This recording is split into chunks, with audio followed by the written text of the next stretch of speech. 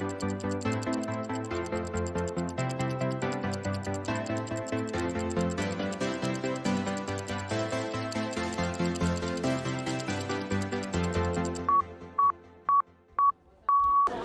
à tous, est-ce que vous m'entendez bien? Le son est bon? Est-ce que c'est trop fort? Non, ça va? Bienvenue tout le monde, merci d'être présent pour le troisième et dernier café Causerie. Ça nous fait chaudement plaisir en fait de vous accueillir pour ce café Causerie qui va traiter principalement de densification et de mobilité. On a des super belles présentations pour vous ce soir, des questions qui vont vous animer, on pense. Donc, on a hâte de travailler avec vous là-dessus. Mais avant de commencer, j'inviterai M. le maire à venir nous adresser un petit mot de bienvenue.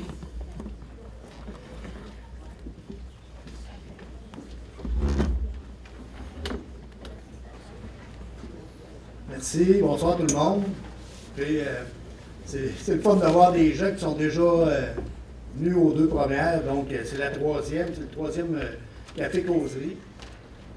Donc, en mon nom personnel et en celui des membres du conseil, je suis une fois de plus très heureux de voir que notre démarche participative vous tient à cœur pour le futur de notre belle ville.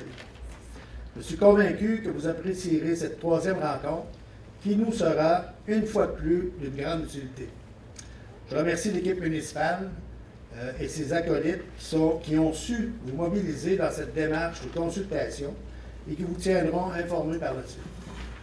Merci une fois de plus pour votre participation. Bonne soirée et place à la présentation et aux échanges. Merci. Merci beaucoup, M. le maire. Donc, je vais vous présenter l'ordre du jour de la soirée. Vous avez devant vous, en fait, une fiche du participant. Donc, c'est la feuille blanche qui se trouve devant vous. L'ordre du jour, y est inscrit. Donc, on commence. En fait, on va commencer par une courte introduction et ensuite, on va, comme au dernier café, faire une petite activité, le brise-glace, cette fois-ci sur les services et commerces qui pourraient être utiles aux Beauce-Villois. Ensuite, on va faire une présentation sur les meilleures pratiques urbanistiques et sur la densification en milieu urbain, pour ensuite échanger sur ces données-là. Donc, on va faire ensuite un retour en plénière dans lequel vous aurez l'occasion aussi d'échanger brièvement avec M. Vallée et Dominique Lamarre, que je vais présenter incessamment.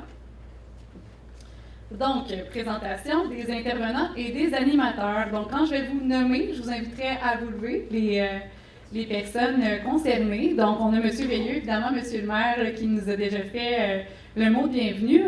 Au niveau des élus, on a David Veilleux qui est présent. Merci, David. Kevin Pomelo. Merci. Et je pense que c'est ça. Est-ce qu'il manque un élu? C'est tout. Parfait. Donc, pour la présentation, aujourd'hui, on aura trois principaux interlocuteurs. Donc, on a Dominique Lamarre, qui est directrice par intérim du service de l'urbanisme. Merci, Dominique. Léa-Marie Caron, de Vivre en Ville. Et Catherine Boisclair, de Vivre en Ville. Évidemment, le grand chef d'orchestre de toute cette démarche-là, M. Serge Vallée, directeur général, qui viendra terminer la soirée avec nous aujourd'hui. Ensuite, à l'animation, on remercie les employés de la ville et certaines ressources aussi du milieu communautaire qui ont accepté de s'impliquer. Donc, au niveau du service des loisirs, on a François Langevin. Merci, François. Marie-Michel Lachance. Merci, Marie-Michel. Julie Labonté. Chantal Roy. Au niveau du service du greffe, Sandra Bernard. Au niveau du service d'urbanisme, on a déjà présenté Mme Dominique Lamarre. On a aussi Jacques Godbout et M. Roger Saint-Laurent. Au niveau des travaux publics, on a Mme Mélissa Rodrigue et M. Stéphane Poulin. Du service incendie, M. Daniel Fortin. Du service des communications, M. Paul Morin. qui va brandir une signalisation, stop. Ça, c'est pour indiquer aux interlocuteurs à l'avant si leur discours est trop long, leur dire gentiment d'arrêter de parler. Puis ça va aussi s'adresser peut-être à vous, chers co-porte-parole. Pour ceux qui ont assisté au dernier café, vous savez qu'on a un retour en plénière à la toute fin de l'activité. Donc, on va vous demander aujourd'hui de prioriser 2 choses que vous voulez ramener à l'avant. Puis si c'est trop long, vous autres aussi, vous pourriez mériter un stop de notre ami Paul. C'est bon. Et puis, comme intervenante de l'extérieur, on a Béatrice Lajoie-Donahue, qui est ma collaboratrice. On a Marie-Claude Brassard du 6 de Chaudière-Appalaches. Et on a Véronique de la table de développement social. Est-ce que j'ai oublié quelqu'un? Vous auriez le droit de me lancer des tomates? Non, je n'ai pas oublié personne, parfait. Donc, dans la salle aujourd'hui, on a un seul journaliste, qui est M. Légaré, fidèle au poste de la télévision communautaire de Beauceville. Sachez que M. Légaré va filmer la présentation. Par contre, tout le contenu des échanges servira évidemment seulement à la ville de Beauceville et ne pourra pas être rapporté là, dans les médias. Donc, vous pouvez échanger en toute liberté. C'est bon? Ensuite, petit ajout au niveau des prises de photos. Dans le fond, pendant l'événement, on va prendre des photos pendant que vous travaillez aux tables qui pourraient être utilisées par la ville là, dans différents processus de consultation publique. S'il y a un enjeu de votre côté à ce niveau-là, on vous invite à aller voir Marie-Michel pour lui dire « Je ne veux pas être prise en photo, je ne veux pas apparaître nulle part ». Puis si c'est le cas, on va vous prendre en photo pour identifier votre visage qui ne doit pas apparaître sur les photos et ensuite le flouter. Fait que voilà, si jamais vous ne voulez pas apparaître, merci d'aller vous présenter à Marie-Michel. Puis sinon, on prend pour acquis que vous nous autorisez. C'est bon? Donc, on continue avec le pourquoi de réalisons Beauceville autrement. Aujourd'hui, c'est la dernière... c'est le dernier café causerie. Ça ne veut pas pour autant dire que c'est la fin de la démarche. Je vous explique pourquoi.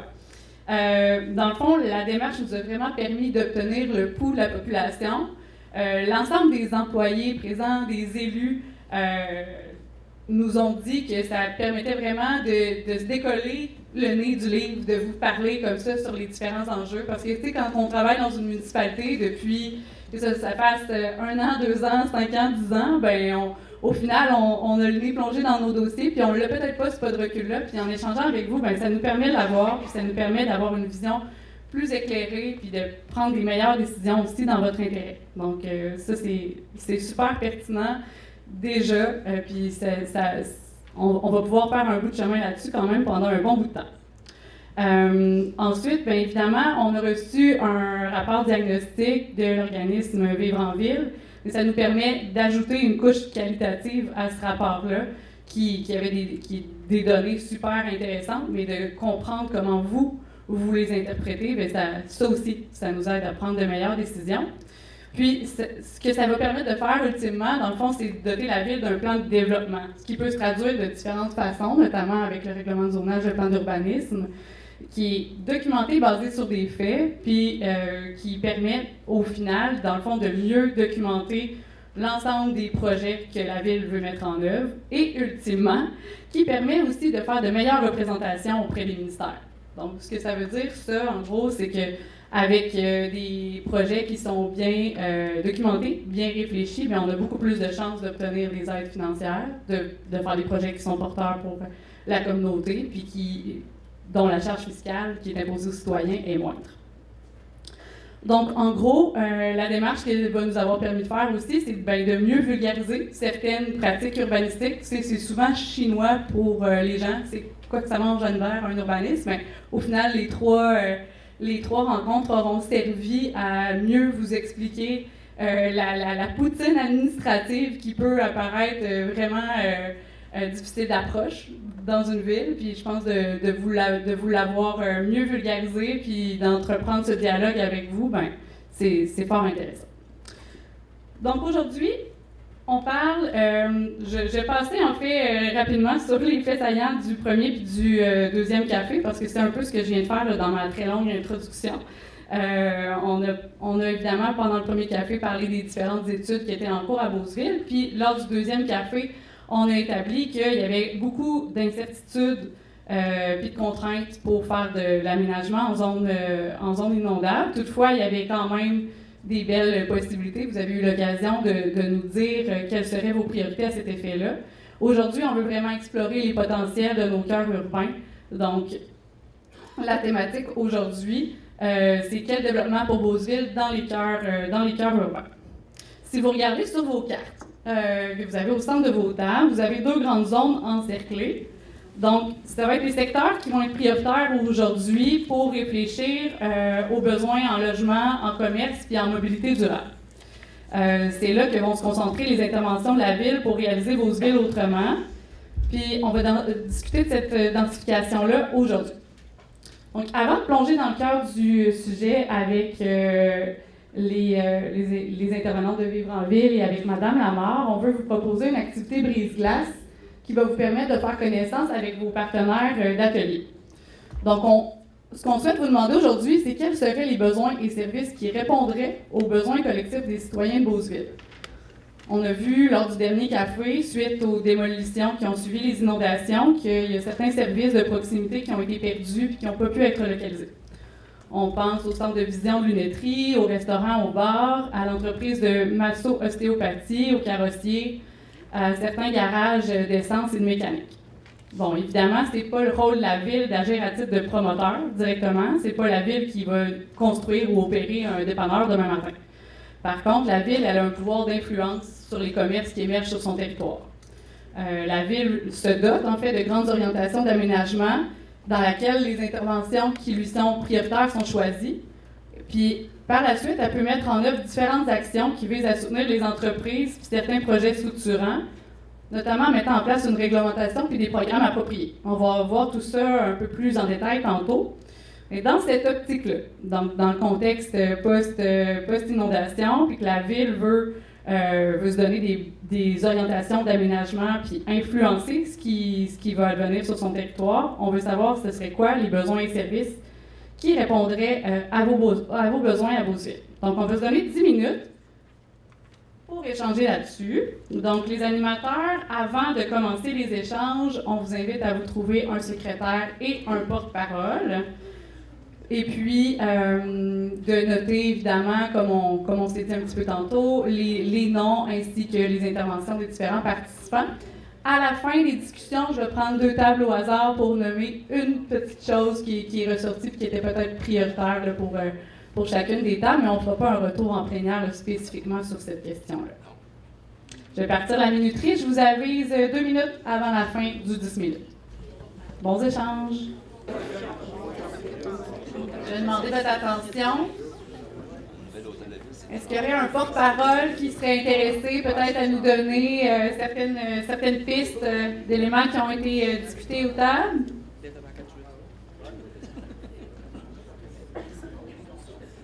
J'ai entendu beaucoup d'échanges. J'ai entendu des échanges intéressants un petit peu partout. Est-ce qu'il y a peut-être la table de Mélissa, tiens. Ça a l'air que j'ai le rôle de porte-parole. Je ne veux pas avoir la reste. Donc, il y avait comme une idée qui était quand même très répandue. On va beaucoup dans le restaurant, bar, espaces commerciaux, mais aussi espaces communautaires, centres communautaires multiples, espaces comme salles, regroupement des aspects communautaires, regroupement de tout ça et beaucoup du service, restauration. C'est sûr que je pourrais aller plus dans les détails d'une épicerie supplémentaire, mais surtout du côté ouest, parce que le côté ouest, on voit beaucoup quand on regarde les cartes, c'est moins commercial, c'est beaucoup plus résidentiel. C'est des gens qui ne veulent pas avec la population vieillissante. C'est souvent des gens qui ont moins de mobilité. Traverser le pont, venir avec plus de taxis en Beauce, et pas de transport en commun, c'est toujours difficile. Une deuxième épicerie, des services plus répandus au niveau de l'ouest et dans l'est aussi. Parfait. Bien, merci. C'est super intéressant. Peut-être à main levée, est-ce qu'il y a des tables qui avaient des éléments similaires à la table ici? Quand même, donc c'est fort pertinent. Merci beaucoup. Donc évidemment, on va prendre en compte l'ensemble de vos commentaires lors de l'écriture et l'analyse des rapports. Merci beaucoup. Donc, pour continuer, en fait, je vais vous présenter Léa Marie, qui est conseillère en design urbain et aménagement du territoire, ainsi que Catherine Boisclair, qui est coordonnatrice aux pratiques collaboratives pour vivre en ville. Ce seront nos principales interlocutrices pour la soirée. Donc, comme je vous disais tantôt, on va parler de la densification urbaine, mais avant d'aller un peu plus en profondeur dans le sujet, Léa Marie, tu nous proposais de revenir sur certains éléments clés du diagnostic urbanistique.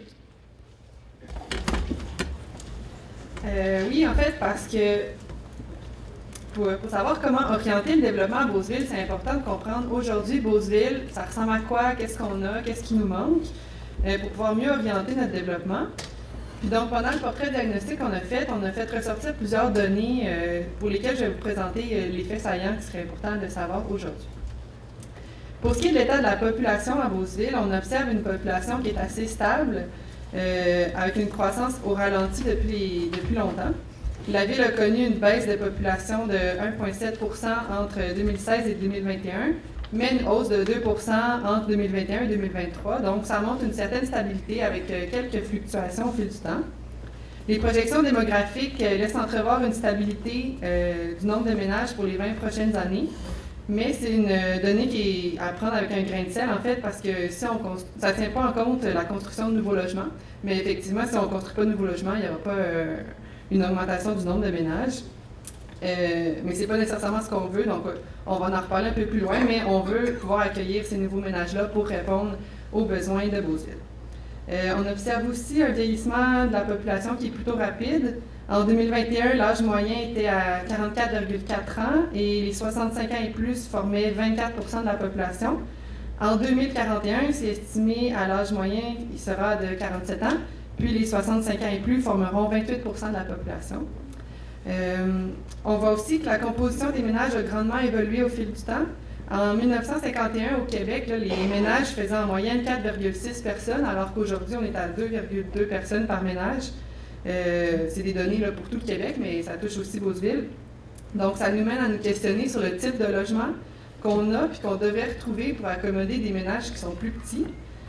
Une autre donnée aussi intéressante, c'est celle de la défavorisation. Donc, on remarque à Beauceville, comparativement au reste de la MRC, une présence importante de populations vulnérables, autant au point de vue matériel, donc selon le niveau d'éducation, d'emploi, le revenu, qu'au niveau social, qui est calculé en fonction, est-ce qu'il y a des personnes qui vivent seules, monoparentales, séparées, divorcées, etc.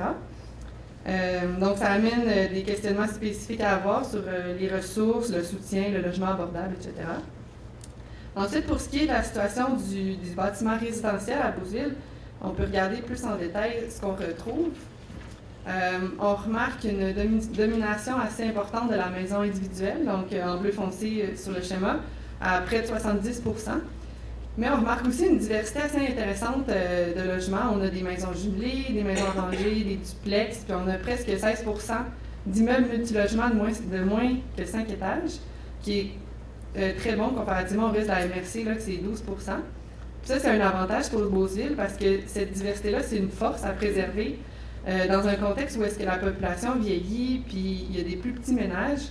Bien, ça permet d'offrir du choix. Donc, c'est pas tout le monde qui a envie ou qui a les moyens d'avoir une maison individuelle avec un grand terrain à entretenir. Donc, c'est important d'avoir une diversité pour répondre à tous les besoins.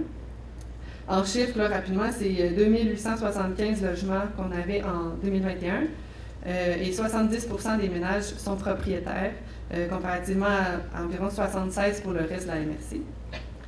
Si on regarde à l'échelle de la ville, ce que ça donne, cette diversité-là, on remarque que dans les secteurs centraux, donc où est-ce que c'est plus foncé sur la carte, c'est là où est-ce qu'il y a plus de diversité.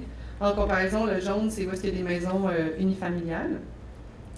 Pour se représenter ça visuellement, bien rapidement, c'est juste 4 exemples qu'on retrouve. En haut, on a des maisons unifamiliales, puis en bas, on a des multilogements. Puis ça peut être de tout type de gabarit. On a un plus petit à gauche, puis un plus gros en bas à droite. Ensuite, si je vous représente cette carte qu'on avait vue au dernier café, ça représente les démolitions qui ont eu lieu suite aux dernières inondations.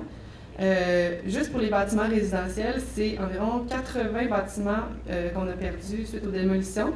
Puis ça représente environ 120 logements parce qu'il y avait des multilogements là-dedans.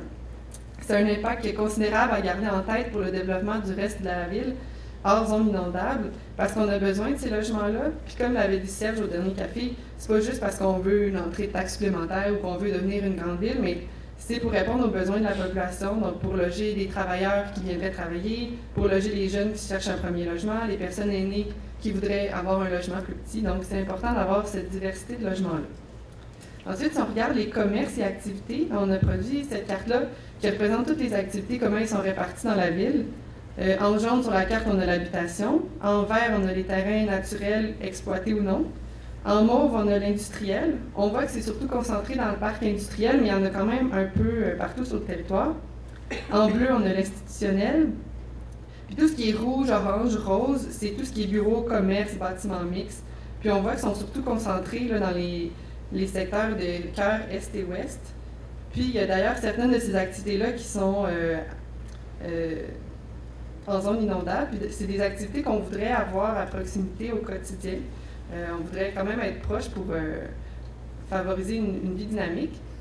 Puis c'est ça, comme je disais, la plupart sont en zone inondable, puis on en a même perdu quelques-uns là, qui n'ont pas pu être localisés. Finalement, un autre élément du portrait diagnostic qu'on trouve intéressant de partager, c'est la présence d'éléments patrimoniaux dans le centre-ville. On voit tous les picots rouges sur la carte, c'est des bâtiments avec un intérêt patrimonial. Ça comprend entre autres là, la maison d'Élise. Puis pourquoi on vous parle de patrimoine dans une activité pour le développement? En fait, c'est pour présenter un autre argument pour la consolidation des centres-villes, parce que si on s'éloigne et on va construire un autre quartier vraiment loin de ces secteurs-là, bien, on perdrait tout cet aspect identitaire là, et historique et cet attachement au territoire. Donc, c'est pour cette raison. Je vais passer la parole à Catherine. Catherine, est-ce que tu veux nous expliquer, dans le fond, à part le patrimoine, qui est très pertinent, comme l'a mentionné Léa Marie, pourquoi on voudrait consolider notre centre-ville, le densifier? Oui. Ben, d'abord, ça me fait vraiment plaisir de prendre la parole. Moi, jusqu'ici, maintenant, j'ai animé des tables, mais je fais le tour du Québec pour parler de ce concept de densification parce que Beauzeville n'est vraiment pas la seule à avoir ce plan pour consolider les quartiers existants, construire des logements, même les quartiers existants plutôt que sur les milieux naturels et agricoles. Donc, je vais commencer par vous définir ça veut dire quoi, parce que ça peut vouloir dire toutes sortes de choses. Ce mot densification qui fait parfois peur, qui peut évoquer la tour, puis un changement de caractère vraiment important. Mais en fait, bon, qu'est-ce que c'est? La densité, la densification, en fait, c'est le fait d'augmenter la densité d'un quartier. Donc, qu'est-ce que la densité? C'est une unité de mesure du nombre de logements pour une superficie donnée. En urbanisme, on parle souvent des logements par hectare, puis pour vous donner un ordre de grandeur, nos quartiers de bungalows, ça va être du 9 à 15 logements à l'hectare à peu près. Puis des quartiers centraux, par exemple, de la ville de Québec, Lévis, ça peut être du 100 logements à l'hectare. Donc ça vous donne un ordre de grandeur. Puis le fait de densifier une ville, c'est le fait d'augmenter la densité de ces quartiers ou de ces secteurs. Donc la densification, l'ajout de logements ou d'activités dans un milieu déjà urbanisé. Donc si on ajoute un logement dans votre quartier, on vient de densifier. Donc c'est ça que ça veut dire la densification, en opposition à ce qu'on a appelé l'étalement urbain, qui est le fait de construire des nouveaux quartiers sur des territoires agricoles ou naturels. Donc c'est vraiment des vases communicants, soit on construit les nouveaux logements en densification, soit on les construit en étalement, puis on va y revenir, mais on veut préserver les milieux naturels, donc on va vraiment chercher à construire la ville, construire les villages sur eux-mêmes dorénavant au Québec. Puis, on montre ce continuum-là pour dire, entre le bungalow et la tour, qui sont représentés avec des toits gris dans l'image, il y a toutes sortes de choses qu'on peut faire. On peut faire des maisons en rangée, des jumelés, des triplex, sixplex, quintuplex, puis des immeubles multilogements, qu'ils soient petits, moyens ou grands. Donc, il y a vraiment une diversité qu'on peut faire en fonction des milieux d'insertion, parce qu'on va construire en fonction de ce qui entoure les bâtiments. Donc, toutes les municipalités au Québec se densifient. Ici, vous avez une représentation de comment fonctionne la loi sur l'aménagement et l'urbanisme qui fait en sorte que le gouvernement du Québec, là, c'est le grand carré vert, va adopter des orientations qui disent que les municipalités doivent dorénavant densifier leur milieu déjà urbanisé, donc construire les logements à même les quartiers existants. Et tous les autres documents de planification, que ce soit adoptés par la municipalité régionale de comté, la MRC, ou adoptés par la ville, doivent respecter ces orientations-là. Et il y a toujours un niveau de précision un peu plus grand jusqu'au règlement d'urbanisme. Donc ici, la MRC, c'est Beauce-Centre. Elle a un schéma d'aménagement qui dit effectivement des orientations pour consolider, densifier les milieux existants. Et la ville de Beauceville a un plan d'urbanisme, des règlements d'urbanisme qui prévoient aussi cette consolidation-là. Et si on est réunis depuis 3 cafés, c'est aussi parce que ces outils-là évoluent. À chaque 5 ans, on les refait. Et là, on est en train de planifier cette densification-là. La densification, ce n'est pas un objectif en soi. On ne densifie pas pour densifier. C'est un moyen de répondre à nos besoins en logement, tout en répondant aux nombreux enjeux actuels. Donc, quand Marie-Soleil me demande pourquoi, je vous présente un peu les principaux arguments qui font que le gouvernement du Québec demande ça aux municipalités, puis que la plupart des municipalités embarquent. Je vous l'ai dit, c'est pour protéger les territoires naturels et agricoles. Donc, avant, on considérait ces territoires-là comme des territoires où il n'y a rien, où c'est en attente d'urbanisation. Dorénavant, on voit toute la valeur qu'ont ces milieux-là pour produire notre nourriture. Donc, on veut mettre en valeur la fonction nourricière de ces territoires-là. Puis, les forêts, on veut les protéger parce que c'est aussi des lieux productifs, ça capte le carbone, ça nous protège aussi des inondations, ça peut retenir les eaux. Bon, il y a énormément de facteurs qui font qu'on veut protéger ces milieux-là. Puis en plus, vous voyez, c'est une nouvelle rue qui peut être construite pour très peu de maisons. Donc, c'est des infrastructures qui coûtent très cher à entretenir pour peu de personnes. Et justement, c'est un deuxième argument pourquoi on veut densifier nos milieux de vie existants, c'est pour réduire nos dépenses en infrastructures par personne. Donc, si vous avez des nouveaux voisins, des nouveaux logements qui sont construits dans votre quartier, ça va permettre d'utiliser ces taxes-là pour refaire les infrastructures dans vos quartiers plutôt que d'avoir à construire et entretenir des nouvelles infrastructures. Puis vous le savez, quand on construit à la marge des villes, souvent, il ne va pas avoir de trottoir, il ne va pas avoir d'éclairage parce que ça coûte cher.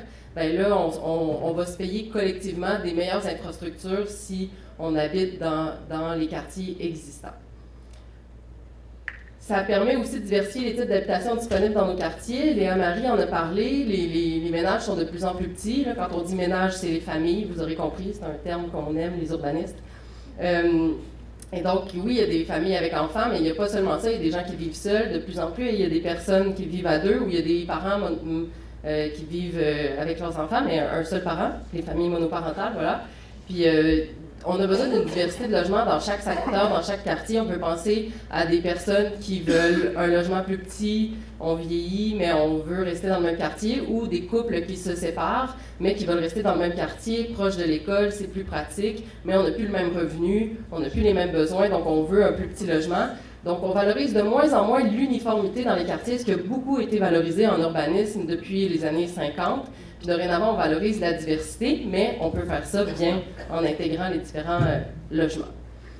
Puis sur les pourquoi on fait la densification, il y a toute la notion de mobilité durable puis des modes de vie actifs. Donc on veut que nos enfants puissent aller à l'école à pied, à vélo, puis les adultes aussi puissent faire leur déplacement s'ils le veulent à pied, à vélo. Ça permet de demeurer actifs. Il y en a qui veulent prendre soin de leur santé, mais ça permet aussi de réduire les coûts parfois des déplacements.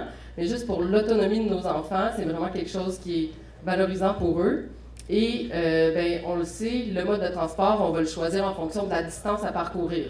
Si on a 3 km à parcourir, le long d'une route régionale en plus, c'est sûr que je pense que vous n'allez pas vouloir laisser vos enfants aller à l'école à pied à vélo, mais si y a des trottoirs intéressants et que les distances sont plus courtes, donc le temps de déplacement est moins long, on va pouvoir se déplacer à pied à vélo. Donc c'est ça qu'on veut dire par déplacement actif. Et en fait, le fait de densifier dans les quartiers à proximité, donc on raccourcit les distances si on construit des nouveaux logements à proximité des activités existantes plutôt qu'à la marge de la ville. Donc, il y a de nombreux autres enjeux pour lesquels le gouvernement du Québec, les municipalités vont vers la densification. Je les nomme pas tous, mais voilà. Merci beaucoup, Catherine. Donc, où et comment densifier Beauceville selon les meilleures pratiques? Le où. Le où, en fait, c'est à l'intérieur, pour commencer, à l'intérieur du périmètre d'urbanisation. La ville de Beauceville est un très grand territoire, mais vous voyez, tout ce qui est en vert, c'est la zone agricole. Et tout ce qui est en blanc, finalement, ce sont les périmètres d'urbanisation. Il y en a 3, mais comme vous avez vu sur les cartes sur vos tables, on se concentre sur le principal périmètre d'urbanisation. Donc, à partir des analyses qu'on a faites du territoire, à Vivre en Ville, on a recommandé à la Ville de Beauceville de prioriser 2 secteurs. Donc, on les a appelés les cœurs Est et Ouest de Beauceville. Donc, pourquoi ces secteurs-là? Bien, entre autres, à l'intérieur du périmètre d'urbanisation, il y a des secteurs qui sont plus difficiles à développer, les fortes pentes, vous les connaissez, mais il y a aussi des bandes riveraines autour des ruisseaux, il y a des boisés qu'on veut préserver, il y a des milieux humides. Donc, il y a les milieux naturels qu'on veut préserver, puis il y a des contraintes environnementales aussi qu'on appelle, donc où on ne peut pas construire. Donc, ces secteurs-là visent à éviter au maximum ces contraintes-là. Donc, c'est principalement dans les secteurs déjà urbanisés. Et on va aussi vouloir créer, comme je vous l'ai dit, des nouveaux logements à distance de marge des commerces. Donc, vous l'avez sur votre carte, les secteurs à l'écran sont en orange, sur vos cartes sont en rouge. On nous a quand même mentionné qu'il y a un secteur qui est beaucoup plus résidentiel, mais c'est un mix d'activités. Et c'est à ces endroits-là que se concentrent les commerces dans les secteurs jugés prioritaires.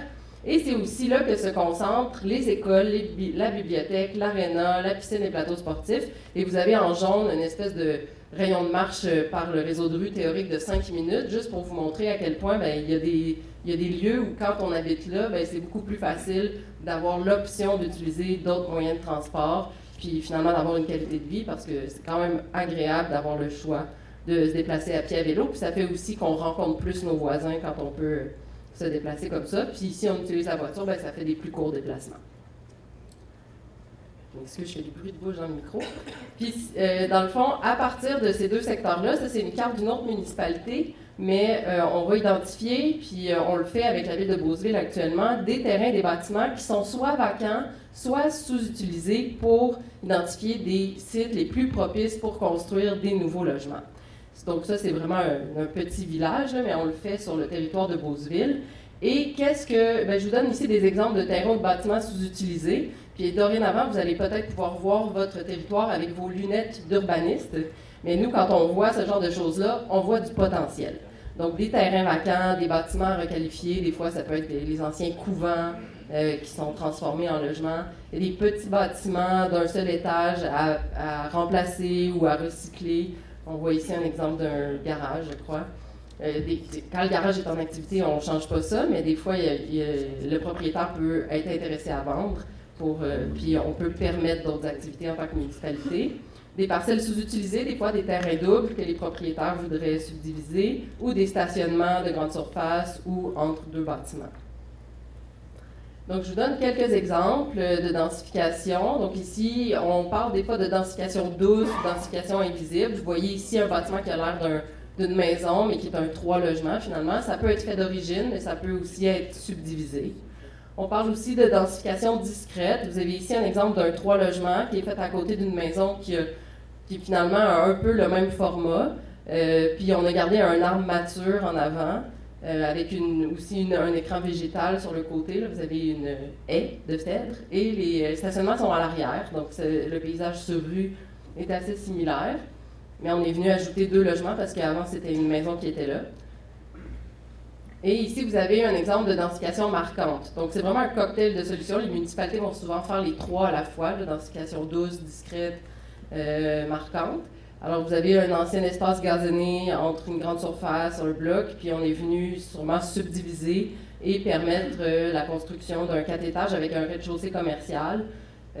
Puis on voit aussi que les stationnements sont à l'arrière ou en souterrain, donc ça crée un paysage agréable pour marcher, il y a du verdissement.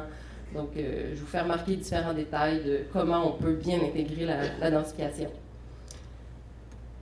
La municipalité, elle, a le rôle d'encadrer les nouvelles constructions. Donc, les promoteurs ne font pas ce qu'ils veulent. Le rôle du service d'urbanisme, ça va être d'analyser le territoire puis de permettre des choses en fonction de ce qui existe déjà pour que ça s'intègre bien, puis même avec plus d'étages. Parce que quand on parle de densification, souvent les gens sont préoccupés par le nombre d'étages. Mais puis on va vous poser la question tout à l'heure, est-ce que vous avez des questionnements par rapport à la densification?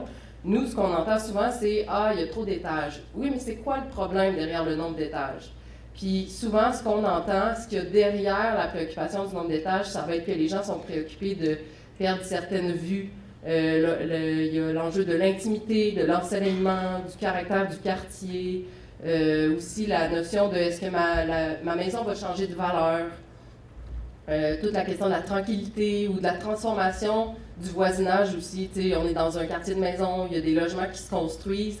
Je suis inquiet de qui va habiter là-dedans, mais finalement, peut-être que ça va être le meilleur ami de votre enfant qui va habiter là. Mais des fois, on a des préoccupations par rapport à ça, puis c'est légitime. Il y a aussi la question de la disponibilité du stationnement, de la circulation ou de la capacité des infrastructures et des équipements publics. Donc, je précise que c'est l'image d'une ville fictive. Il paraît que ça ressemble un petit peu à Beauceville, mais c'est la ville fictive de Vivre en ville. Toutes ces préoccupations-là, on les entend beaucoup autour de la densification, puis les municipalités, elles, ce qu'elles peuvent faire, c'est intégrer ça dans leur réglementation pour s'assurer que ça s'intègre bien puis que ce soit harmonieux, même si on fait un mixte de bâtiments. Donc, peut-être que ça met des mots sur certaines de vos préoccupations. Puis je termine là-dessus. L'idée, c'est une des choses qu'on recommande de réglementer, c'est les transitions. Vous avez en gris une représentation d'un bâtiment existant, puis en rouge un nouveau bâtiment. Puis en haut, ce serait un peu le contre-exemple où ça fait un peu un mur à côté du bâtiment existant. Disons que c'est un 5 étages à côté. Bien, on pourrait réglementer pour qu'il y ait un certain angle dans le bâtiment pour pas que ça fasse un mur trop haut, puis que dans le même bâtiment, il y ait un genre d'escalier ou sur 2 bâtiments, qu'il y ait une certaine transition qui fait qu'il y a un moins grand différentiel d'étages. Donc, il peut y avoir 1 ou 2 étages de plus à chaque fois, ce qui fait que ça fait quelque chose d'un peu plus harmonieux. C'est le genre de disposition que la municipalité peut mettre dans ses règlements.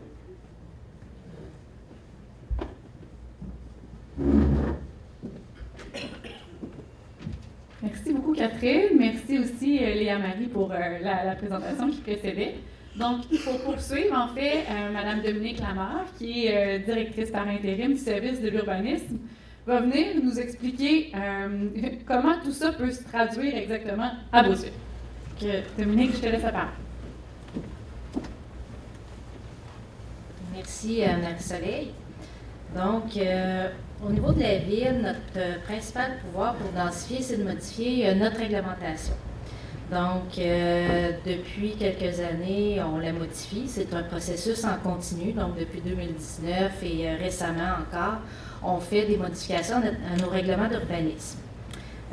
Comme l'évoquait Catherine là, tout à l'heure, le processus de modification réglementaire en urbanisme, c'est la base de notre développement. C'est la base aussi pour le développer de façon harmonieuse. On comprend que les démarches de modification réglementaire dans un contexte municipal, ça peut être complexe pour quelqu'un qui n'est pas familier avec ce langage-là précis. Donc, c'est d'ailleurs pourquoi on réalise les cafés citoyens pour mieux vulgariser nos interventions comme municipalité. On réfléchit d'ailleurs à d'autres façons là aussi de continuer à vulgariser nos futures interventions. Donc, on trouvait important de vous souligner que parallèlement aux démarches qu'on effectue ensemble aujourd'hui, que la Ville poursuit également les démarches nécessaires à son développement en modifiant certains règlements. Donc, actuellement, pour s'informer à ce niveau-là, on a 2 principaux canaux de communication à surveiller. On a les séances de conseil que vous pouvez assister là, en personne ou qui sont disponibles aussi en rediffusion là, via la télé communautaire de Beauceville. On a également le site web de la Ville dans la section avis public qui se trouve dans la section du service du greffe là, où vous avez les avis publics qui concernent les règlements qui sont à modifier. Donc, la plupart des règlements d'urbanisme qu'on modifie sont soumis à un processus de consultation publique. Par contre, c'est un processus qui est davantage administratif que de l'ordre de la communication publique en tant que telle, là, comme on le fait aujourd'hui. Souvent, ça passe sous le radar là, de monsieur et madame tout le monde. Comme je le disais plus tôt, on est en train de valider là, certaines solutions qui pourraient être mises en place pour essayer de rendre le tout plus facile à suivre puis plus compréhensible. En attendant, on invite les citoyens intéressés par ces questions là, à écouter les séances du conseil ou à consulter les avis publics. Ceci dit, on a quelques exemples de modifications réglementaires intéressantes qui sont en cours actuellement et qui vont permettre à la Ville de se donner déjà certains moyens pour arriver à ses fins. Par exemple, la Ville a récemment adopté un règlement de préemption pour se donner le droit d'être les premiers acheteurs advenant la vente de certaines propriétés stratégiques. Il est important de comprendre que ce n'est pas de l'expropriation. C'est juste une manière d'être prévoyant et une bonne façon de prendre en charge notre développement. la Ville est en train d'établir une liste de terrains qui seront affectés. Avec une réglementation de cette sorte, on peut acquérir des terrains et, par exemple, rédiger des cahiers de charges pour dire qu'est-ce qu'on aimerait voir sur ces terrains. Un autre exemple, c'est la modification en cours de notre règlement de zonage et du plan d'urbanisme qui vise différents changements, comme par exemple à modifier le nombre de logements autorisés dans certaines zones ou l'autorisation de certains usages commerciaux, résidentiels, industriels ou de conservation dans d'autres zones. Ceci dit, les modifications réglementaires en cours sont somme toute mineures en comparaison avec la démarche qu'on réalise actuellement avec vous et avec Vivre en Ville. Donc, à l'issue de ce grand processus, on va réviser complètement la réglementation de zonage et notre plan d'urbanisme afin de refléter les orientations de développement de la ville. C'est un processus qui peut durer de 1 à 2 années pour compléter les modifications. Ça va permettre de rendre possible certains projets des citoyens promoteurs qui souhaitent participer à la densification en augmentant l'offre de logements sur le territoire. Merci, Dominique. Donc, on comprend bien que le principal pouvoir de la Ville, c'est d'adopter une réglementation qui soit claire, adéquate, précise pour orienter son développement. Est-ce que la Ville peut faire autre chose pour développer ses cœurs urbains? Oui, bien effectivement. Un des aspects importants, c'est de voir une mobilité. Donc, il y a des déplacements qui sont fluides et sécuritaires dans la ville. La clé du succès, c'est de s'assurer de la collaboration entre les différents services de la ville dans la planification de cette mobilité. C'est ce qu'on réalise actuellement. Donc, au niveau des projets, on est quand même très proactif. Par exemple, en ce moment, on va avoir un appel d'offres sur la réfection de trottoirs dans notre cœur urbain. On prévoit aussi l'acquisition de bâtiments pour réaménager certaines rues et les rendre plus sécuritaires pour tous les utilisateurs, c'est-à-dire les automobilistes, comme les piétons et les cyclistes. Merci, Dominique. Donc, on comprend bien que la mobilité, c'est au cœur du développement d'une ville qui se densifie. D'ailleurs, c'est un des sujets qu'on va aborder tout à l'heure lors des ateliers. Si dans une ville, on observe une densification ou, par exemple, on ajoute une cinquantaine ou une centaine de logements dans un cœur, on peut s'imaginer qu'il y a plus de monde qui circule dans le même endroit. Donc, effectivement, il peut y avoir des enjeux de mobilité qui sont existants, qui se trouvent accentués, ou des nouveaux enjeux. Fait qu'on va vouloir vous entendre là-dessus tout à l'heure. Donc, si on résume, Beauceville, en ce moment, est en train de préciser ses orientations de développement, de développer une réglementation en conséquence, puis de réfléchir à la mobilité fluide et sécuritaire du centre-ville. Qu'est-ce que la Ville peut faire d'autre pour se densifier concrètement? Donc, actuellement, avec l'aide de Vivre en Ville, on est maintenant capable d'aller identifier des terrains stratégiques qu'on veut aller développer.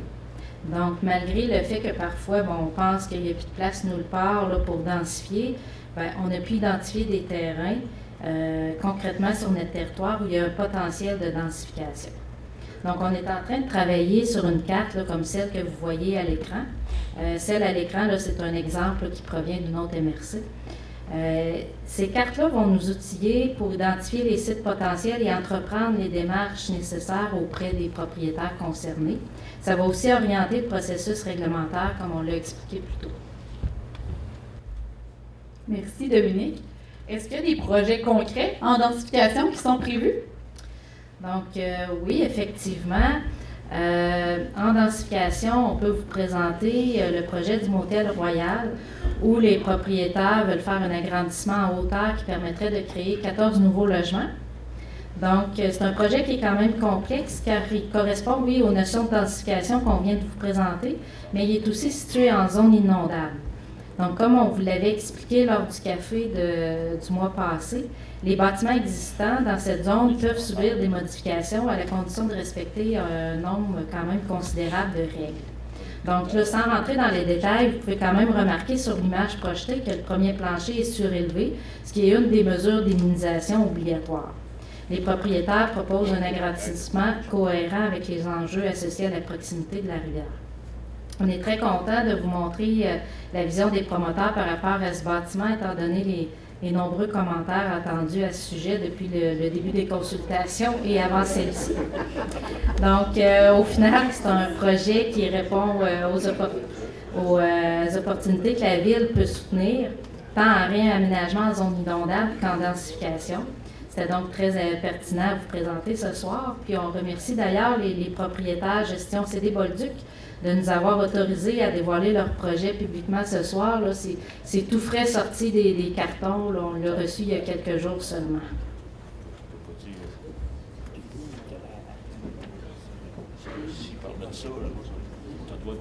Merci beaucoup, Dominique. On a vu les yeux s'agrandir quand vous avez vu les images. Donc, avant de passer aux ateliers, on va conclure la présentation avec... Avant de conclure là, et de passer aux ateliers, on va poursuivre la présentation avec Catherine et Léa Marie, qui vont nous expliquer, dans le fond, de quoi s'est dotée l'administration municipale concrètement via la démarche avec Vivre en Ville. Ça marche? Ah! Donc, c'est intéressant d'avoir un projet concret, on va pouvoir parler de vraies affaires. En fait, dans le fond, la Ville de Beauceville est en train de réfléchir à la refonte de son plan d'urbanisme, à ses règlements.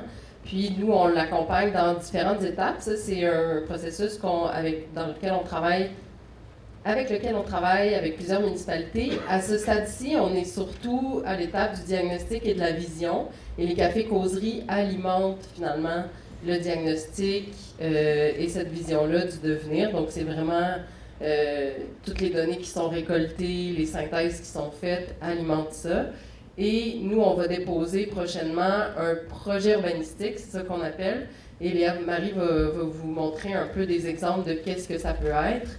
Et ce que vous nous partagez aujourd'hui alimentera aussi la suite de la réflexion du conseil municipal et de la municipalité. Puis les étapes suivantes, on ne les fait pas toujours avec la municipalité, c'est elle qui poursuit, mais les outils, dans le fond, c'est les modifications réglementaires dont Dominique vous a parlé. Il y a la mise en œuvre, puis éventuellement, on évalue et on recommence, parce que c'est un cycle qui se poursuit aux 5 à 10 ans. Oui, en fait, c'est quoi un projet urbanistique, ce sur quoi on travaille actuellement? Là, ce que vous voyez à l'écran, c'est une autre municipalité, c'est Saint-Elzéar. C'est un projet qu'on avait fait dans un autre accompagnement. Puis sur cette carte-là, on voyait que la municipalité avait un très grand terrain vague. Puis il y avait aussi une meunerie qui n'était plus en activité. Puis la ville avait comme objectif d'ajouter des logements. Fait que ce qu'on a proposé comme projet urbanistique, ce qu'on voit sur la carte de droite, donc c'est juste de créer plus de logements. On avait ouvert des rues pour améliorer la perméabilité de la ville. Ensuite, à l'autre page, oui, c'est donc... on voulait imaginer qu'est-ce qui pourrait se passer à Beauceville. Donc, on a fait l'exercice d'idéation pour imaginer ce que pourrait devenir le site du MTQ, advenant le cas où il devrait déménager. C'est bien sûr juste un exemple, mais c'est une manière illustrée de voir ce que ça pourrait donner si on ajoutait du logement et si on prolongeait certaines rues là, qui finissent actuellement en cul-de-sac. En 3D, on voit que c'est vraiment pas un produit fini, c'est pas un projet avec un style architectural, c'est juste pour imaginer des volumes, des proportions. Puis c'est avant tout un outil de dialogue, en fait, c'est des images qui nous permettent de discuter puis de donner nos idées par la suite. Puis sur ce projet-là en particulier, ce qu'on avait essayé de montrer, c'est une densité plus importante de logements aux abords du boulevard Renault, puis proche de l'Aréna, dans le fond, pour accueillir plus de monde où est-ce que nos services publics sont. On avait aussi montré, comme Catherine l'a montré là, avec la gradation de hauteur précédemment, on voulait montrer une gradation qu'il pourrait y avoir entre les maisons unifamiliales qui sont actuellement sur la 7e et la 5e rue, vers une densité plus importante au cœur de l'îlot, mais avec une gradation pour pas trop affecter le gabarit, disons, des bâtiments existants. Donc, c'est vraiment juste des exemples, puis c'est des outils qui nous permettent de discuter puis faire avancer nos idées. Merci beaucoup, Léa Marie. Donc, on trouvait ça important de vous montrer un exemple concret de projet urbanistique qui a été fait par Beauceville. Des plans comme ça, il y a différents scénarios là, qui ont été évoqués par Vivre en Ville, qui sont actuellement en discussion. On ne peut pas tous vous les montrer, mais on trouve ça quand même évocateur ici, aux abords du boulevard Renault, de l'Aréna, de montrer à quel point il y aurait possibilité là, d'ajouter, exemple, des nouveaux logements s'il y avait du développement qui se faisait à ce niveau-là. Donc, pour continuer la soirée, en fait, on s'est rendu aux ateliers d'échange. Donc, on réserve là 35 minutes pour les ateliers d'échange cette fois-ci. Et puis, on a 2 questions pour vous. La première question, c'est quels sont les projets ou interventions qui faciliteraient les déplacements actifs et sécuritaires dans la ville? Donc, on va vous demander, pour commencer, de prendre quelques minutes pour y réfléchir. Et puis, vos animateurs vont vous donner des petites fléchettes autocollantes, comme celle-ci, sur laquelle vous pourrez écrire soit un numéro ou votre nom, selon l'instruction que vous donnera votre animateur. Et vous pourrez aller identifier sur la carte certains endroits où vous sentez qu'il y a des enjeux au niveau de la mobilité. Déjà, tantôt, quand je me promenais au niveau des commerces et services, j'entendais beaucoup d'enjeux par rapport à la piste cyclable, des enjeux par rapport à certaines intersections. Donc, c'est le temps d'identifier précisément les endroits où vous avez des préoccupations à souligner à la ville. On a un temps limité pour les échanges, donc évidemment, on a demandé à vos animateurs de donner la parole au minimum une fois à chacun d'entre vous au terme. Si toutefois, vous aviez d'autres éléments que vous n'aviez pas l'occasion de discuter à votre table, mais que vous voudriez quand même dire à la ville, vous pouvez utiliser la feuille verte qui vous a été donnée. Il s'agit du sondage, en fait, là, qui vise à valider votre appréciation de l'événement, mais vous avez une très grande section pour nous faire part de vos commentaires, puis on les prend en considération. Donc, si vous n'avez pas l'occasion de vous exprimer pendant l'atelier, on vous invite à l'utiliser. La deuxième question qu'on va vous poser lors de l'atelier, c'est quels sont vos questionnements par rapport au concept de densification privilégié par la ville? Donc, on vient de vous faire une longue présentation sur la densification, de quelle façon ça peut se traduire à Beauceville. On veut vous entendre là-dessus. Donc, vos animateurs vont vous donner des post-it. Donc, vous réfléchissez en fait à vos questionnements, tout simplement. Vous pouvez les indiquer sur le post-it. Ça peut vous aider à structurer votre pensée. Par contre, si vous souhaitez énoncer votre idée seulement verbalement, c'est bien correct aussi. Il n'y a pas d'obligation à utiliser cet outil-là. Donc, vos animateurs ont en main la durée des discussions pour chacun des ateliers. Je vais quand même faire des rappels à quelques reprises. Et comme je vous disais en introduction, à la fin, on se réserve 5 minutes à la fin des ateliers pour prioriser 2 éléments qu'on va vouloir apporter en plénière, tous ensemble, là, pour optimiser nos horaires respectifs. Donc, bonne discussion! Même, je vous dirais, cet avant-midi, là, on a vu quand même une présentation d'une autre municipalité du Québec. Le gouvernement commence à mettre des choses en place. Malheureusement, pour l'instant, ce n'est pas des choses qui s'adressent à notre type de municipalité. On parle des municipalités le plus grandes. On ose espérer éventuellement qu'il va y avoir des choses pour nous. Puis si ce n'est pas le cas, de toute façon, nos élus sont là éventuellement pour faire les pressions quand ça va éclater. Parce qu'il va falloir qu'il y ait quelque chose pour nous aussi. Mais oui, c'est dans la vision. Mais comme je vous ai dit, on n'a pas accès à ce qui a été mis en place pour l'instant, mais ça va venir, puis on mettra après ça au moment opportun. Merci beaucoup. Merci beaucoup, M. Vallée. Merci beaucoup, M. Vallée. Donc, une autre question qui a été posée par les participants. Comment densifier Beauceville dans le respect de son caractère? Donc, on parlait du terrain de 10 000 pieds carrés, avec bungalow, piscine, tout ça, versus multilogement. Donc, quand on parle de densifier, on l'a expliqué un peu tantôt, là, il y a différentes façons de faire. Puis, effectivement, il y a des endroits dans les villes où la densification va être de type légère. On ne pense pas mettre du multilogement là, partout à Beauceville, à chaque endroit où il y aurait un petit trou, puis qu'on dit « Ah, on peut en mettre là ». Non, c'est vrai que ça va se faire vraiment quartier par quartier, secteur par secteur. Puis c'est important pour la ville de conserver ce qui est présent actuellement. Certains secteurs sont plus propices à du multilogement sans affecter le voisinage là, immédiat. Là, qu'on parle des multilogements qui vont se faire là, dans le Haut-Trésor. Il y a d'autres endroits aussi dans la ville où c'est possible de mettre du multilogement sans affecter là, les secteurs autour. Mais effectivement, là, on ne pense pas là, mettre du multilogement là, partout. Là. La densification peut se faire de façon légère aussi, là, comme on l'a vu, en prenant une maison unifamiliale puis en permettant un logement accessoire, par exemple. C'est une forme de densification. Puis dans certains quartiers, ça ne sera que ça qu'on va voir. Là. Merci beaucoup, Madame Lamarre. Une autre des questions qui a été adressée, comment prendre soin de l'intimité et du verdissement tout en densifiant? Donc, on veut garder le caractère naturel de Beauceville. Bien, ça aussi, c'est quelque chose qui est important. Quand on parle, par exemple, de projets d'ensemble, on peut parler de 3, 4, 5 multilogements, mais il y a tout le temps un pourcentage du terrain qui est conservé pour une vocation plus communautaire, si on peut dire, puis d'espace vert dans les projets. Donc ça, c'est quelque chose qui est prévu là, automatiquement de base. Puis, on s'en vient aussi avec une réglementation qu'on n'a pas le choix de prendre en compte ce qu'on appelle là, les îlots de chaleur. Donc, le gouvernement insiste aussi beaucoup pour la préservation des arbres ou le verdissement là, de certains espaces. Donc, c'est quelque chose qui va apparaître aussi prochainement dans notre réglementation au niveau du plan d'urbanisme, entre autres. Donc, c'est effectivement des éléments qui sont pris en compte là, dans la densification puis l'urbanisation là, de nos milieux de vie. Merci beaucoup. Est-ce qu'il y a des mesures qui pourraient être mises en place pour maintenir les vues d'intérêt sur la vallée ou sur la rivière, par exemple? Donc, ça aussi, c'est un élément qui est important avec la rivière Chaudière, puis ça leur est sorti aussi dans les cafés.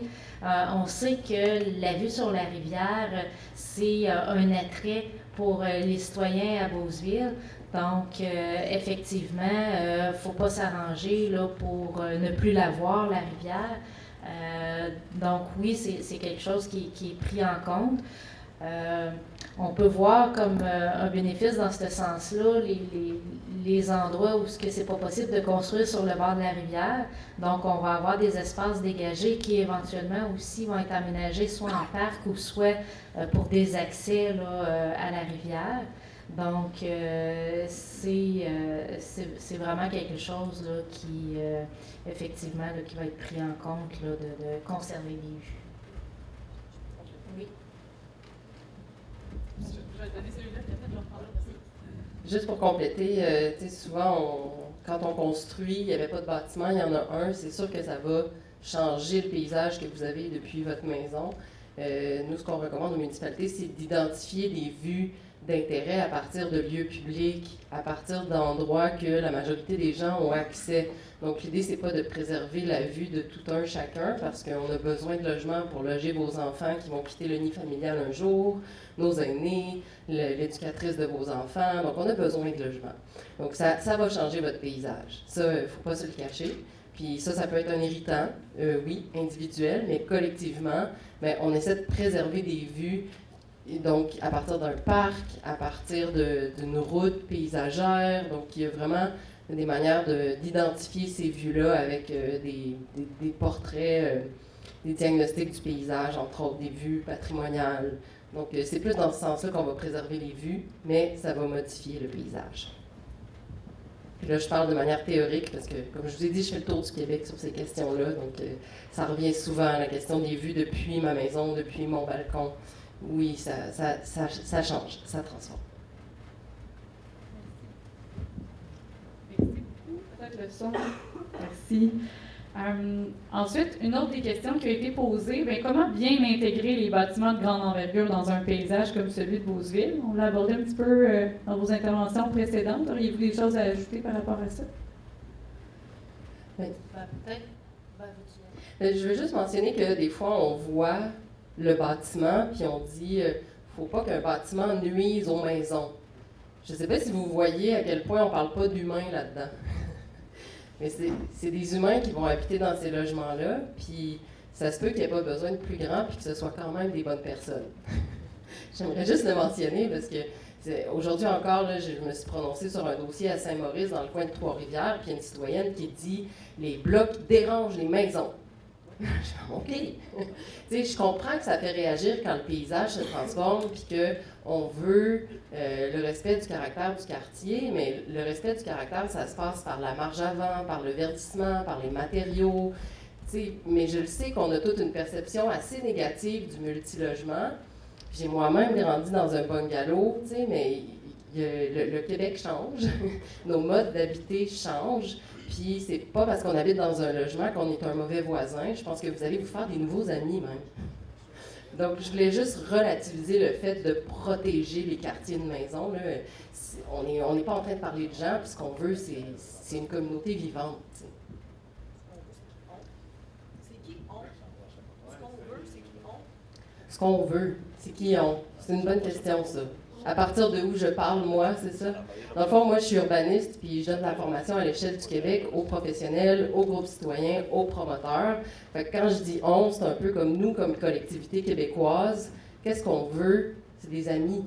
C'est du bonheur. Puis ça passe aussi par des nouveaux voisins. Puis j'essaie un peu de dédramatiser ça parce que souvent, les citoyens à qui je parle, ils me disent, moi, j'en veux pas de ça. Puis je suis comme, je comprends, ça change votre paysage, c'est une gestion du changement, mais qu'est-ce qui vous dérange vraiment derrière le fait d'avoir un duplex ou un triplex devant chez vous? Mais ça, c'est super légitime, puis c'est vraiment important que vous le disiez aujourd'hui. Je pense que c'est ce que vous voulez, la paix, c'est vraiment légitime.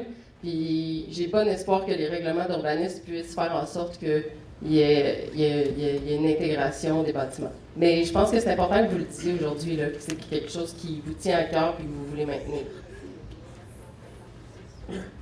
La Ville est en train, justement, de réfléchir à ses façons de faire, ses façons d'identifier tout ça. Fait que c'est précisément pourquoi la raison d'être du café aujourd'hui, c'est de vous entendre sur ces idées-là qui sont brassées actuellement dans l'administration municipale et au niveau du conseil. Monsieur le maire, vous voudriez intervenir? Oui. Ce qu'il faut comprendre aussi, c'est qu'on ne mettra pas des 6 logements à tous les coins de rue. Il faut comprendre que c'est stratégique aussi. C'est-à-dire, j'étais d'accord avec moi. Il va y avoir des secteurs appropriés pour des logements plus multiples logements. Mais on n'ira pas dans une rue que c'est juste des maisons, mettre 6 logements là. Ça n'a aucun sens. C'est pas ça l'urbanisme dans mon sens. Fait que, le but, c'est de contrer. On a plusieurs logements présentement qui manquent à Beauceville. Fait que stratégiquement, c'est pour ça qu'on vous rencontre. Stratégiquement, c'est de savoir où est-ce qu'on les met, ces logements-là. Fait que, je voulais juste amener ce point-là. Tout à fait. Puis, M. Vallée, oui. J'en ai parlé déjà. Vous allez vous rappeler, la première rencontre, ceux qui étaient présents, on avait donné quelques statistiques, puis on parlait des besoins. On parlait de nos gens, nos futurs aînés, qu'on va vouloir garder à Beauceville. Vous vous rappelez tout? Ces gens-là, on veut les garder, on les connaît, on les approche de nous. Ces gens-là ne sont pas en mesure peut-être d'habiter dans des maisons, d'entretenir des maisons avec des grands terrains. Alors, quand on parle des besoins, pensez en termes de besoins. On parle de ces gens-là. Puis, on parle beaucoup de logement. Et écoutez, on est en pleine analyse en ce moment. Autant vous tous, nous tous, on fait une analyse globale. Et dites-vous que ça va être quoi le besoin? Ça peut être des maisons de ville. Vous savez c'est quoi des maisons de ville? Alors, on met 4 maisons ensemble. C'est un peu moins cher, c'est un peu moins dispendieux. Ça permet à mes jeunes professionnels, mes jeunes couples de pouvoir habiter leur première maison. Mais ils ne sont pas capables d'acheter ça à 400 000.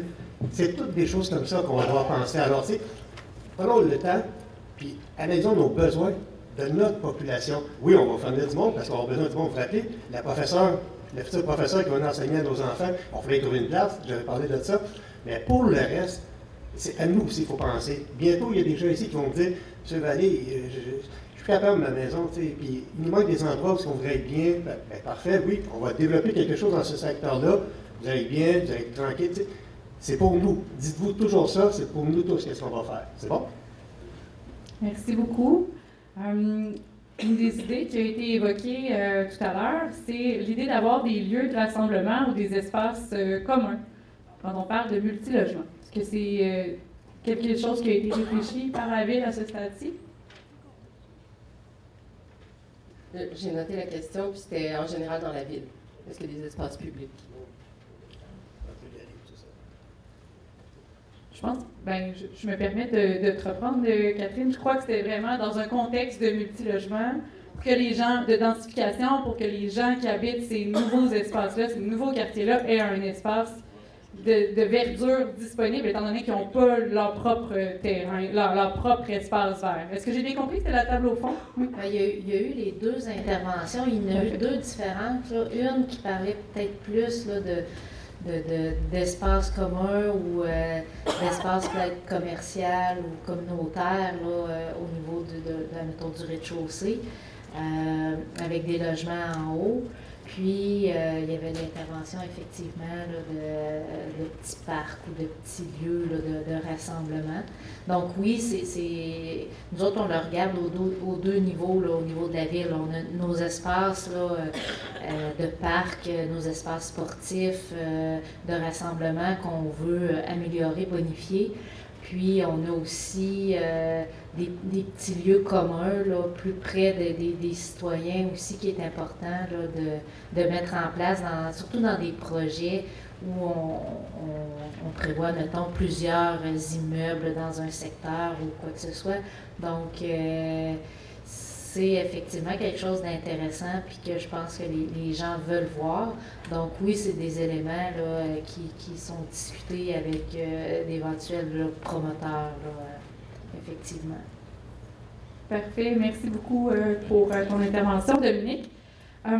Est-ce qu'il y a des améliorations qui sont prévues au niveau des réseaux de déplacement? On a parlé tout à l'heure d'un appel d'offres qui était en cours. Peut-être qu'on peut en reparler un peu et bonifier l'information.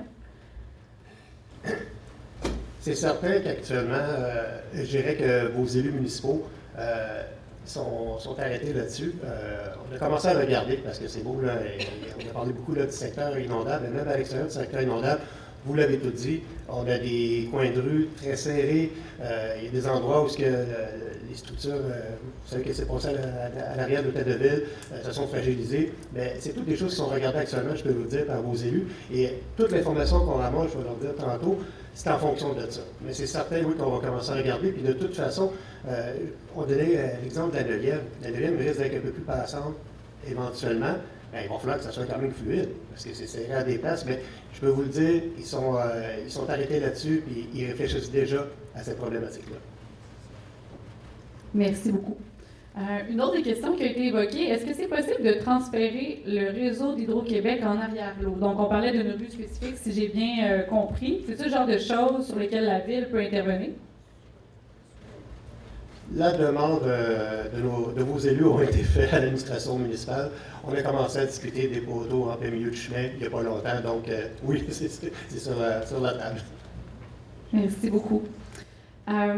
Ensuite, on avait une interrogation à savoir si la capacité des infrastructures, exemple en eau, en aqueduc, est suffisante pour développer, notamment pour du développement en hauteur. Écoutez, on arrive à la fin de plusieurs études que je vous ai mentionnées depuis le début. Présentement, je ne vais pas tout m'avancer parce que ces études-là doivent être présentées aux élus. On va leur faire une présentation et par la suite, éventuellement, les gens, vous allez avoir la suite de ces informations-là.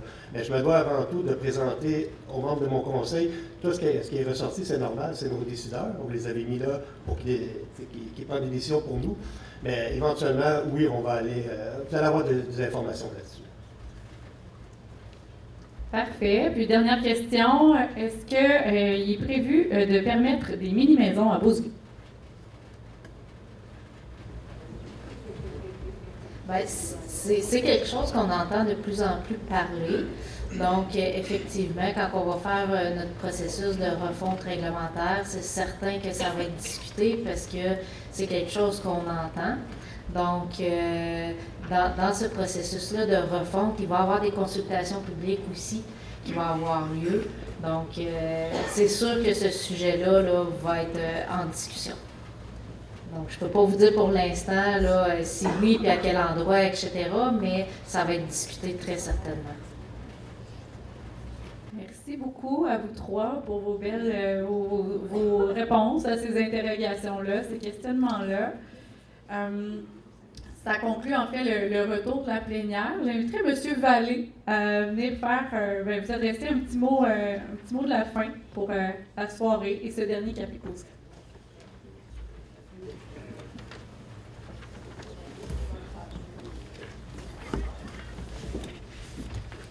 Et voilà, c'était le 3e café-causerie sur les consultations face au processus qu'on est en train de faire là, pour le redéveloppement là, de la ville de Beauceville, en collaboration avec Vivre en Ville. Je vous dirais, j'espère, oui, vous avez, surtout ceux qui sont là depuis le début, vous avez reçu beaucoup d'informations. Vous n'avez peut-être pas toutes retenues, mais dites-vous une chose, c'est que par moment, vous allez entendre parler des choses, puis ça, ah, ouais, c'est vrai, il a parlé de ça. C'est pas mauvais de savoir comment ça se passe dans sa ville. dites-vous ça. Puis là, aujourd'hui, ben, vous avez plus d'informations que d'autres personnes. Puis c'est un gros plus, je trouve, pour vous autres. J'ose espérer aussi que votre participation vous a plu. J'ai fait le tour tantôt des tables. Et c'est ça, là, je vous ai motivé un peu à mettre des choses sur votre carte. C'est pas pour rien, parce qu'on avait besoin de savoir qu'est-ce que vous pensez. Il y a eu les 3 consultations. Il y en a eu aussi auparavant avec les OBNL. Les OBNL pour comprendre un peu mieux leur réalité, leurs besoins, pour essayer d'améliorer leur intervention, leur mission auprès de la population. Il y en a qui m'ont dit les entreprises. Et oui, il va y avoir une consultation auprès de nos entreprises éventuellement, ça s'en vient. Donc, parce qu'on va aller aussi loin. On parle du développement du milieu urbain, mais il ne faut pas oublier là-dedans, il y a le développement social qu'on a parlé, le développement économique. On va discuter avec nos gens d'affaires, c'est important, puis je suis sûr qu'ils ont des idées à nous amener à ce niveau-là. En même temps, ben, je vous dirais, la démarche qui a été faite, c'est bien important, là, c'est toute l'information qui va avoir été recueillie, que vous nous aurez donnée. Mais cette information-là, on va la prendre, on va l'analyser, elle va être corrigée. On va prendre toutes les études qu'on a faites, on va toutes mettre ça ensemble, et là, on va se dresser un plan, un vrai plan de travail. Les élus vont avoir la chance de regarder tout ce qui se passe, puis ils vont être en mesure de prendre des décisions solides, des décisions qui vont vous toucher. Puis dans les décisions qu'on va prendre, on va essayer d'aller dans l'idéal.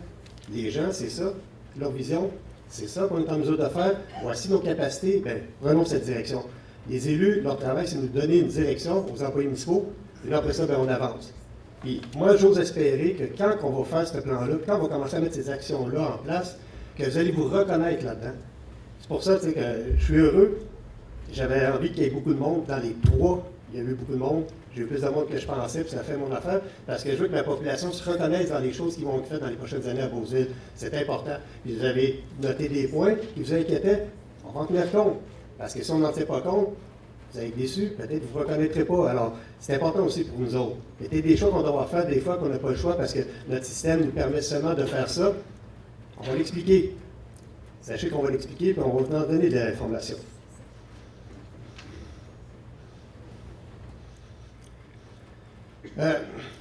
J'ose espérer qu'éventuellement,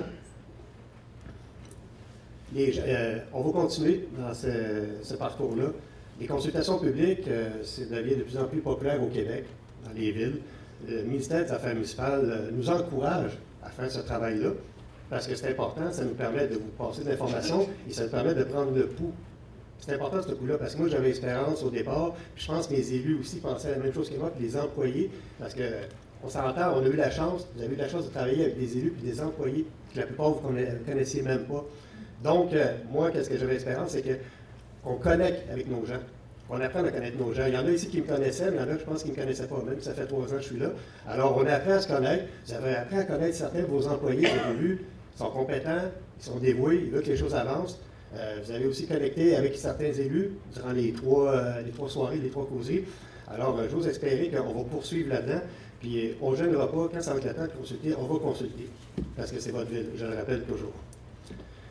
Donc, avec toute bonne chose, toute bonne fin, avant de vous quitter, il est important de savoir qu'il y a des gens qui ont travaillé là-dessus. C'est à la simple, hein? C'est 3 soirées comme ça, 35 minutes de discussion, une trentaine de minutes de présentation, mais c'est très long de préparer ça. Tous les outils, pensez ça. Ça va être des outils qu'on va pouvoir réutiliser un peu plus tard. Mais c'est beaucoup de travail. Et au nom de toute la ville de Beauceville, j'aimerais, premièrement, remercier tous les participants, même ceux qui ne sont pas ici ce soir, mais qui ont participé dans les autres cafés-causeries. Je vous remercie sincèrement de votre participation parce que c'était très important. J'y tenais vraiment, puis vos élus aussi y tenaient, je peux vous le garantir. J'aimerais aussi remercier les membres de mon équipe municipale qui ont donné du temps, qui sont venus participer, ainsi que nos partenaires. On a beaucoup de partenaires. Et je parle de nos partenaires, pas nécessairement des experts, je vais y revenir un peu plus tard, mais j'ai des gens ici, des gens du CIUS, des gens d'organismes qui sont venus aussi donner un coup de main par moment. Donc, je veux remercier tout ce monde-là. Ça nous a permis d'avoir des belles soirées. Ça nous a permis de bien fonctionner. J'aimerais remercier Marie-Soleil Gilbert, qui était notre consultante qu'on a embauchée. C'était notre maître de cérémonie. C'est elle qui avait vraiment, c'est une consultante en développement local, donc elle avait déjà une forte expérience. On avait confiance qu'elle nous amènerait ça de bout à l'autre. Elle a bien fait. Alors, merci Marie-Soleil. Ça a été du travail aussi. J'aimerais remercier aussi les gens de Vivre-en-Ville. Il y en a beaucoup qui ont travaillé sur tout ce que vous avez vu. Je peux vous dire, il y avait une gang en arrière de ça. Alors, on les a rencontrés, vous ne les avez pas tous rencontrés, mais Catherine Boisclair et là Marie Caron qui ont quand même pris le temps de venir ici pour nous faire part de leurs connaissances et vous les distribuer. Donc, merci beaucoup. Merci à mes élus d'avoir été présents. C'est bien important. Je pense que les gens aiment vous voir, vous rencontrer, pouvoir discuter et échanger avec vous. Et j'aimerais particulièrement remercier aussi deux des employés, Mme Dominique Lamarre et M. Paul Morin, qui ont travaillé très fort avec Marie-Soleil pour aller chercher tout ce qu'il nous fallait pour réussir ces 3 cafés-causeries-là. Donc, mais je ne dirai jamais assez, merci aussi à tous les gens qui sont ici dans la salle ce soir, parce que je suis certain, je vous ai motivé tantôt, je vous ai dit, mettez-moi tout ce qui passe par la tête sur la carte. Je vous espère que vous l'avez. J'ai hâte de vous lire, sérieusement. Marie-Soleil va nous sortir des rapports là-dessus. On a hâte de les voir, on a hâte de les lire, puis ça va me permettre, je vais avoir une image de tout ce que vous avez dit depuis 3 cafés-causeries. J'ai vraiment hâte de pouvoir voir ce qui va ressortir de vos tables. Donc, merci encore une fois. Et je vous l'ai dit, je termine. J'ai commencé à écrire. Vous vous rappelez dans l'Atelier Beaucevillien, on va faire des efforts, moi et mon équipe. On va écrire. On va vous dire où est-ce qu'on s'en va. J'ai eu une question il n'y a pas longtemps. Est-ce que les jeux d'eau, est-ce qu'on va des jeux d'eau finalement? Écoutez, dans les prochains Beaucevilliens, là, on s'en va en appel d'offres sur plusieurs projets. Je vous dis, là, cet été, ça va bouger à Beauceville. Il va y en avoir des chantiers. Vous allez être surpris. Puis oui, ça s'en vient. Ces choses-là que vous attendez depuis un certain temps, ça s'en vient. Puis restez alerte avec les résolutions. Ça dit les résolutions, où est-ce qu'on s'en va, sur quoi qu'on va, on va faire nos appels d'offres. Mais on va vous écrire, on va vous donner de l'information continuellement, parce que c'est important que vous sachiez ce qui se passe à Beauceville, dans votre ville. Merci.